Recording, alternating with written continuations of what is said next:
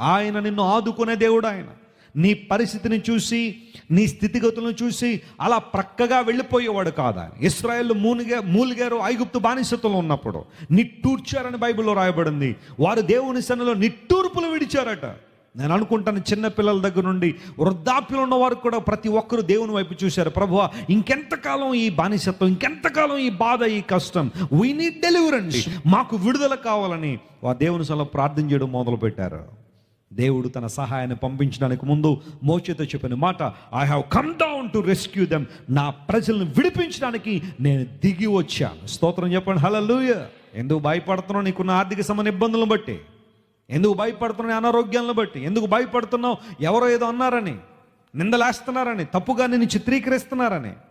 Bible లేఖనం సెలవిస్తూ ఉంది, మనుష్యులు నీకు కీడు చేయాలని ఉద్దేశించిన ప్రతి కీడును నీ దేవుడు మేలుగా మార్చగలడా.